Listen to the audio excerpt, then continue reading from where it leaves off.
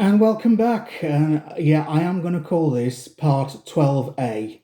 Yeah, regardless of superstition or no superstition, whatever, let's just not take the risk, eh? Yeah, so this is 12A.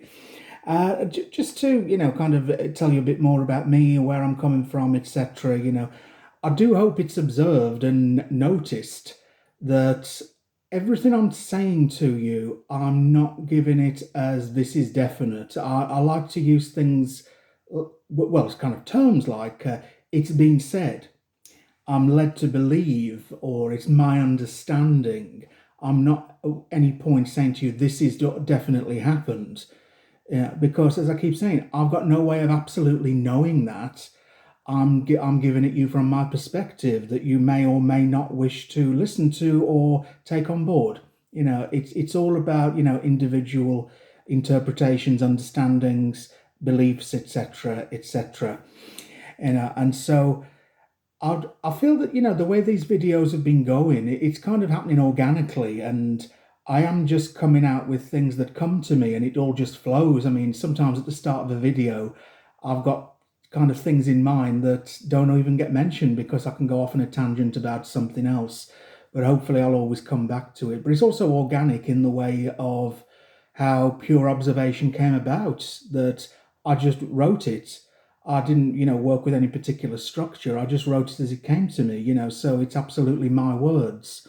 It's not just, me kind of putting a load of information together like a scrapbook, which I'm afraid has been done quite a few times, and we're always ending up with something that's unsatisfactory because it's always something that's claiming to deliver all the information, all the facts as they are, and of course none of them really do. And pure observation was never ever intended to tell people the absolute facts. It actually even says that on the blurb on the back, that it's an encouragement of, a wider perception, perspective, whatever we want to call it. That's what it is. And so, just going back to what I was saying about how people perceive and, kind of deal with and tolerate, hauntings, because, like I said, I was really talking about the more severe ones. I was talking about, kind of the things that do end up, being quite disturbing and frightening for people, to the point, where they're fearing for their safety and etc. etc. Like I said, these things can be very, very frightening. But the thing I also need to throw in here is the idea of hauntings that seem to happen all the time. And we do hear of this, where it's not an issue, not really, where people are saying, yeah, we've got a ghost in our house. Yeah, absolutely. We've got no doubt in our mind that we've got a ghost, but it's fine. The ghost doesn't hurt us and we don't bother him or her. We just kind of live with it. There's the odd little thing that makes us jump here and there, but we're not scared. We just kind of live with it and deal with it, and so there are, so many ways to look at hauntings, and things can be so, different from one person to the other. And like we say, it's not always a case of something that frightens the life out of you or makes you feel sort of threatened or intimidated. That's not always the case. It just isn't. And this is another thing that I often say when it comes to the Amityville horror and the Lutz story, I should say. People will always say it's the haunting, as opposed to we've got the murders, then we've got the haunting. People sometimes segregate it like that. But I will very often think that that wasn't really a story of a haunting as such.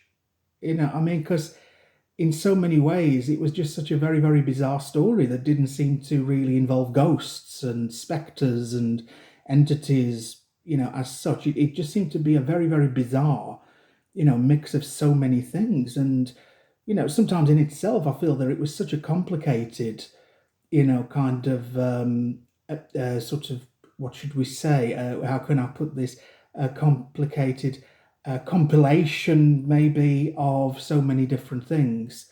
That I feel it's very, very hard to call it, one thing, such as a haunting. And somehow I've never ever really viewed that house as, oh, it's a haunted house. I've never really thought of it like that. I've always thought of it as something that goes way beyond that. And something that's far more complicated. Yeah, so that's that's just something that I feel we need to consider as well. The different types of hauntings. How things can just differ so dramatically. And I was wanting to go back a little bit more as well to what I was saying about the cleansing that George Lutz felt had not worked, and that was the point where he surrendered the house. Because I feel that that is quite, a significant thing to look at here, because we're saying that, you know, um, a lot of people, are saying, well, nobody else has ever had a problem living there since them. They all say it was all fake because nobody else has reported anything. I mean, I will very often say, saying nothing is not the same as, kind of say, actually coming out and saying, yeah, there is no problem. To be silent is not the same as saying something. So that's another way to look at that. Words can get twisted.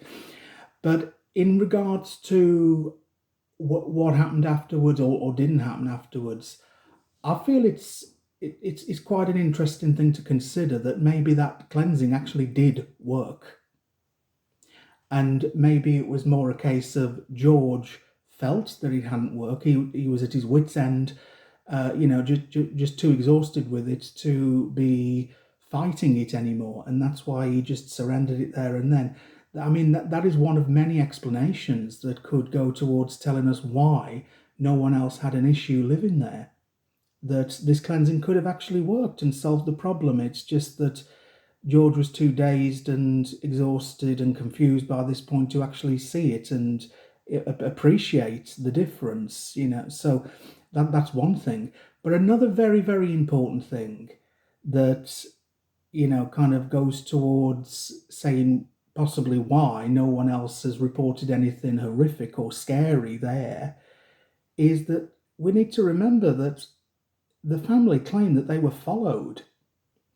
Yeah, and that in itself can go a long way as to why that house was left peaceful.